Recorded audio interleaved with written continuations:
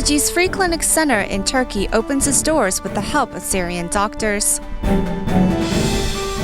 We learn what a valuable resource recycling steel is to Taiwan. Welcome to DaAi Headlines. I'm Marilee Shioda. Thank you for joining us. We begin today's program in Turkey, where local volunteers spent a year of preparation work to establish a free clinic center in Sultan Gazi, Istanbul, to help provide medical services to Syrian refugees. The free clinic center, which started running in March of this year, has already served more than 10,000 refugees in less than 3 months. In Turkey, Tzu Chi's free clinic center is located in Sultan Gazi, Istanbul, where 36,000 Syrians are currently living. Being in a foreign land, falling ill can make their situation especially desperate. Syrians can receive free treatment at public hospitals in Turkey, but the problem is they face language barriers, so the doctors there cannot accurately understand their problems to treat them. We've met many families who pleaded with us, please help us find a hospital or free clinic center. Starting from scratch, Tzu Chi volunteers in Turkey spent a year establishing this free clinic center. Despite its small scale, it provides family medicine, dentistry, ophthalmology, internal medicine, pediatrics, as well as obstetrics and gynecology services. Pregnant women spend 100 liras a month on ultrasound checks, and they have to double-check their medications. They can cut their expenses coming here, as we provide services to women for free. In less than 3 months since the free clinic's opening, it has provided services to more than 10,000 people, and the number of patients every month is still rising. The free clinic center has provided timely medical services to Syrian families. One fourth grader had a stomach ache one day. His parents, who didn't know the cause of his discomfort, brought him here. It was discovered that there was a blister in his liver. Then he was brought to a larger hospital for treatment. After that, we've been bringing 30 to 50 children here for checkups every day. With hundreds of Syrians coming to the free clinic center to seek medical attention every day, it has become an important place that provides them with much-needed medical care and spiritual support. Next, we highlight the 6 Syrian doctors serving at the Tzu Chi Free Clinic Center in Turkey who are refugees themselves. While some of them owned clinics in Syria, others also held management positions in hospitals there. Since the doors of the Tzu Chi Free Clinic Center opened, they have been working tirelessly to safeguard the health of other Syrian refugees and hoping to see some familiar faces. At the Tzu Chi Free Clinic Center in Turkey, 6 Syrian doctors provide services to their fellow countrymen every day. The lives of these experienced doctors were turned upside down due to ongoing Syrian civil war. The director of the Free Clinic Center is one of them. I used to have my own clinic, car, house, and many other things, but I've lost them all. When I fled my hometown with my children, the bullets were flying everywhere. Although we lost everything, we are still alive. I'm grateful to Allah. Fleeing their hometowns, the doctors became refugees. Among them, Dr. Muhammad Ahmed, who is the director of the Red Crescent Society in Aleppo, has been practicing medicine for 30 years. If I see my old patients, I would hug them and cry. Because of the war, it is hard for us to meet our old patients again. Dr. Abdul Jawad was the first doctor who cooperated with Tzu Chi upon knowing they were establishing a free clinic center. He cherishes the opportunity to practice medicine again. Because of the language barrier, doctors at public hospitals often refuse to treat them. However, we help them when they come here. In this foreign land, the doctors at the Free Clinic Center seize every opportunity to continue safeguarding the health of their fellow countrymen. Plastic bags are part of most people's everyday life. It was invented by an Austrian scientist back in 1902. The plastic bag's molecular chain cannot be easily broken and doesn't degrade easily either. Unfortunately, these characteristics also mean they have a major impact on the environment. In addition to burning or burying them as methods for disposal, Taiwan is now actively seeking inspiration from other places, such as the U.S. Space Agency, which was one of the first to turn plastic material into fuel, becoming a sort of renewable energy source. In 1955, Life magazine from the United States published a photo about an American family with many disposable items tossed in the air. The picture came with the caption, "Throwaway Living," extolling the virtues of disposable items and how they can cut down on family chores. Now many have a different view. I just bought these sweet potato leaves. When I wash the vegetables, I also wash these plastic bags. Washing plastic bags has been a habit for Wu Su-fen over the past 20 years. I then hang these plastic bags on the back porch to dry. And when they're dry, I take them to go buy vegetables. Plastic bags are plentiful, but the problem is how to deal with so many of them. Rutgers University research shows that every minute some 2 million plastic bags are used, and those stained with oil are even more difficult to deal with. I don't repeatedly wash plastic bags stained with oil because it's a waste of water. I just wash them a bit and then take them to a Tzu Chi recycling station. It's fairly common that if there's too much oil, they can't be processed or recycled, as no companies will take them. Plastic bags with lots of oil are simply treated as garbage and can only be burned or buried. Plastic polymers and others with long molecular chains aren't natural, which means that there are few living things with enzymes that can recognize these structures. How can we effectively process plastics? Many people are looking for answers.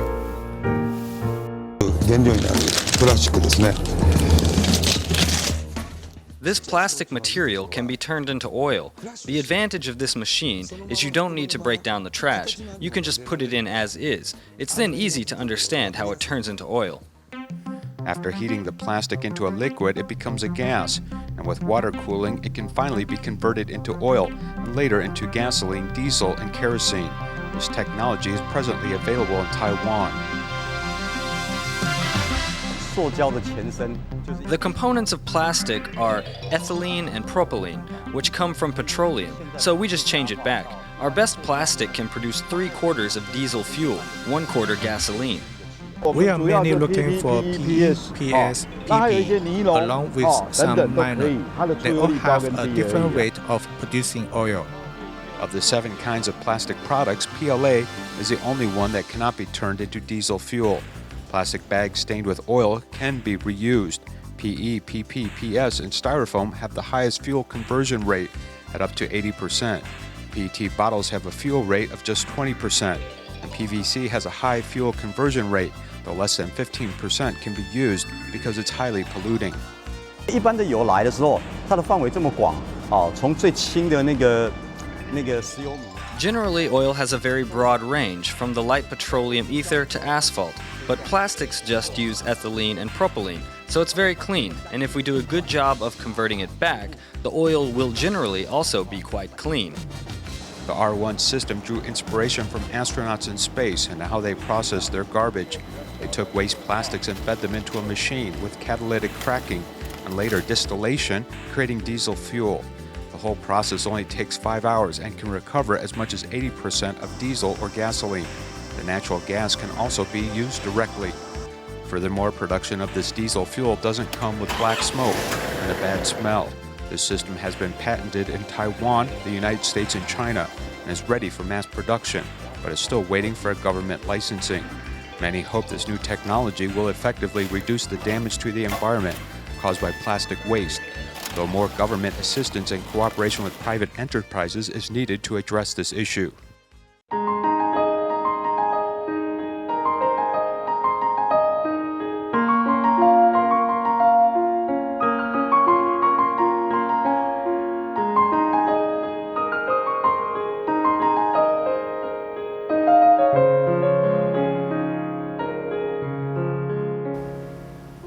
We begin the second portion of our program with a look on recycling. According to statistics from Taiwan's Environmental Protection Agency, Taiwan's total rate of recycling in 2015 was around 55%. Recycled scrap metal has also shown a steady increase over previous years. Steel is one of the easiest and most cost-effective materials to recycle, with a recovery rate of 94% and the capability of being recycled countless times. Overall, recyclable steel is an important resource in Taiwan. Let's take a look at how the scrap metal is recycled. Steel is the mother of modern industry, and its role in the average person's life is greater than you may be aware. Taiwan, on average, requires about 20 million tons of steel per year. When it's factored down to the individual, that's 1 ton or 1,000 kilograms per person. The demand for steel is always growing, just as the amount being thrown away always increases. Items like this can, which contains iron, are some of the easiest to recycle. This type of metal is also cheap and sturdy. Since it isn't easily damaged, 100% of this item will make it through the recycling process. Taiwan produces nearly 5,600 tons of scrap metal each year. So where does it all go? Almost all of it can be recycled. The situation is a little different compared to last year because the price per kilogram was only 1 or 2 NT. In the past, it was as low as half an NT dollar per kilogram. However, from this year, the value has increased to 5 or even 6 NT per kilogram. If the amount of scrap metal is small, it will first be sent to minor suppliers for sorting. Items like household appliances, computers, cars, or scooters have to first be dismantled in different places before their components can be sorted. Once materials are sorted, batches are given to wholesalers, where pieces will be cut or crushed for processing before being sent to the steel refineries for smelting. Here we are at the steel refinery's raw materials storage area. We keep all the raw materials here, where they can be sorted for processing.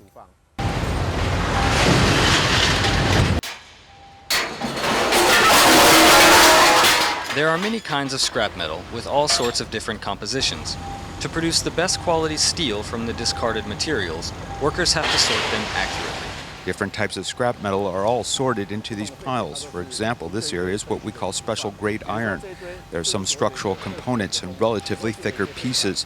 This pile is called lathe iron, where most pieces were processed by a lathe for use as car parts. And then the next we have is this area for small pieces, which are the shavings from lathe works.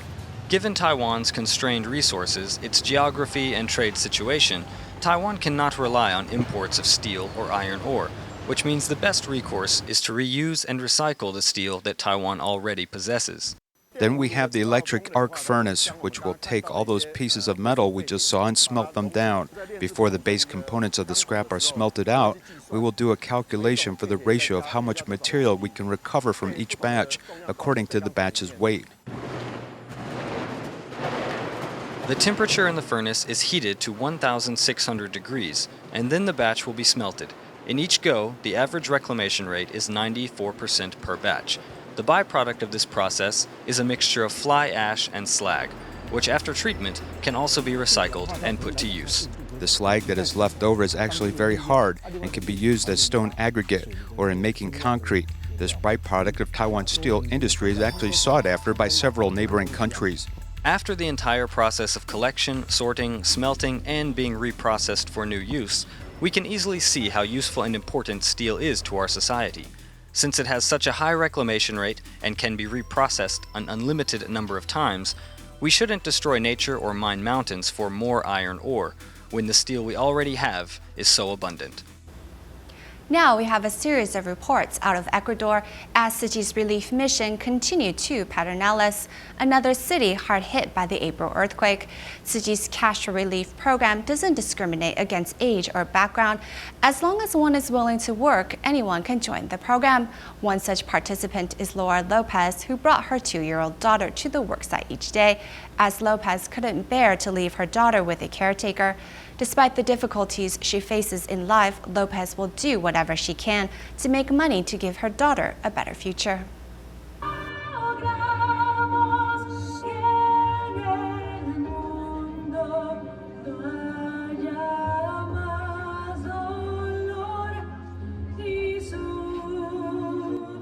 20-year-old Laura Lopez has brought her 2-year-old daughter Naomi to Tzu Chi's cash relief program here in Pedernales, Ecuador.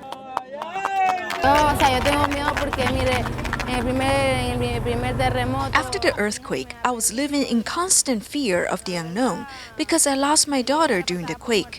I really thought that she was dead. I didn't know where she was. When the aftershocks came, I wanted her to stay with me because you never know if other people are really looking after her or not. Yo puedo andar por acá y hasta por allá, quién sabe si me la cojan o no me la cojan. Llámala. Bringing her daughter to work, Lopez tries her best to keep up. She has even brought a little chair for her daughter to sit on while waiting for the day to finish. As a mom, wherever I go, I'll take my daughter with me. I never leave her alone. It is really difficult, but wherever I work, she'll come with me. We have gone through really difficult moments together, but I need to work, so I get through this. A daughter always needs her mom. In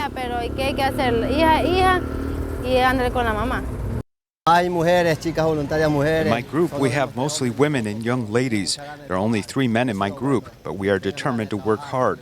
Not so much for the money, but because we want our town to recover fast. Right now, our city is weighed down with dust, but we will make it shine again.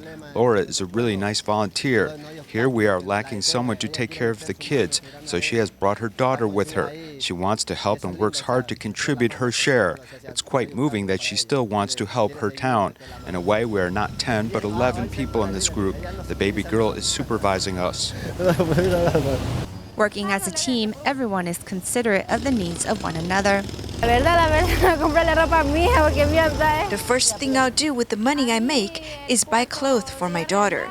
The room that I was renting fell during the earthquake, and then someone stole our clothes.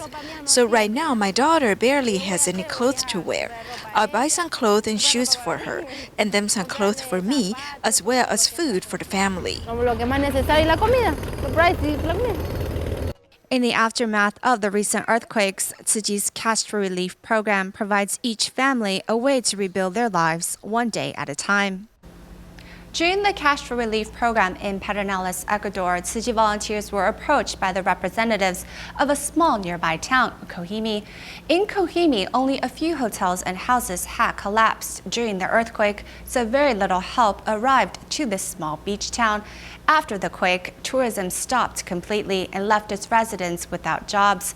Tzu Chi volunteers decided to help, extending the cash relief program to this area to help clean the city in hopes that tourists will soon return. Following the earthquake that struck Ecuador earlier in April, a 1-meter-high tsunami wave left the town of Kohimi covered with sand and garbage. Most of the businesses were left without customers, and Kohimi's residents were left without jobs.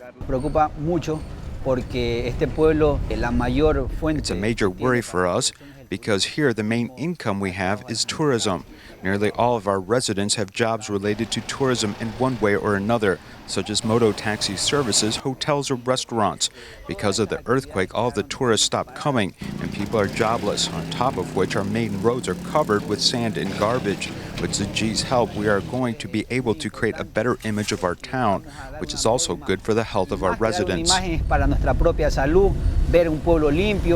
Through communicating with local representatives of Kohimi, Tzu Chi volunteers learned that all the city needed was help from 60 residents to clean up the main street so that tourists could come back to put Kohimi back in business.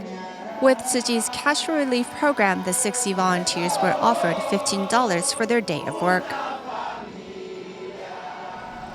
I'm participating in the Cash for Relief program to clean up my hometown. My children have come as well to help clean up, even though they won't receive the money like I would.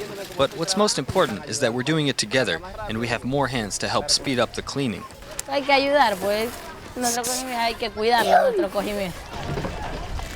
With just half a day of work and contributions from people of all ages, the main street was completely cleaned and the workers continued their work at the beach to get everything ready for the tourists. Maravilloso, nos sentimos que no estamos solos, que el mundo nos está acompañando y en este It's caso marvelous knowing that we aren't alone, knowing that people from the Tzu Chi Foundation have come here to give us jobs, supporting us so we can clean our own community. This is going to get us back on our feet so that families here can move las forward. familias podrán atender sus necesidades. The people in Kohimi hope to see many tourists coming back to their town, and the town can finally move forward after the earthquake.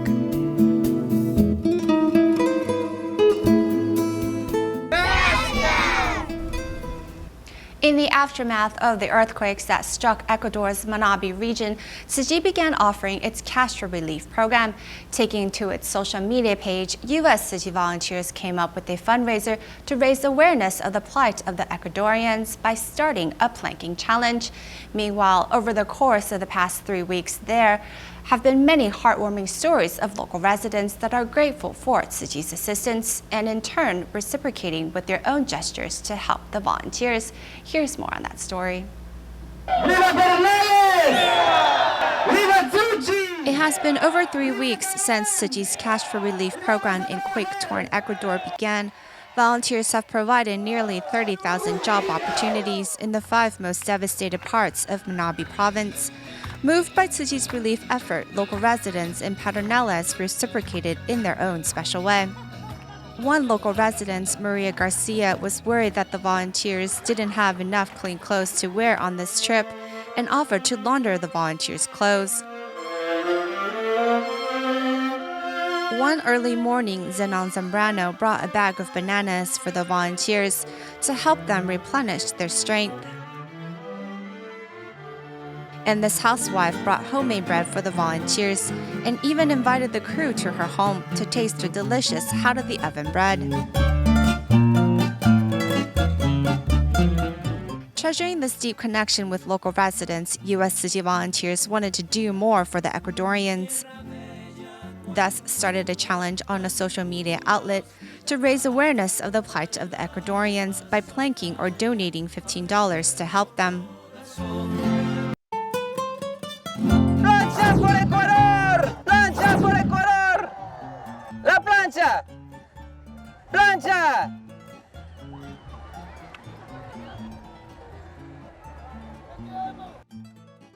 I'm planking for Ecuador. Challenge for Ecuador relief. Voy a hacer una plancha por Ecuador. I'm planking for Ecuador. Voy a hacer plancha por Ecuador. Una plancha por Ecuador. Reto a todos los hermanos ecuatorianos y a los del mundo a hacer una plancha por Ecuador. ¡Plancha por Ecuador!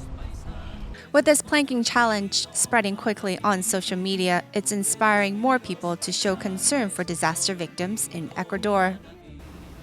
In China, to seize the last days of the filial piety month of May, Shanghai Tzu Chi volunteers held an event to give children the opportunity to express their love to their parents, ensuring their parents know that their effort of raising their children was not for naught. We will leave you with these images at the end of the program. Thank you for joining us. See you next time.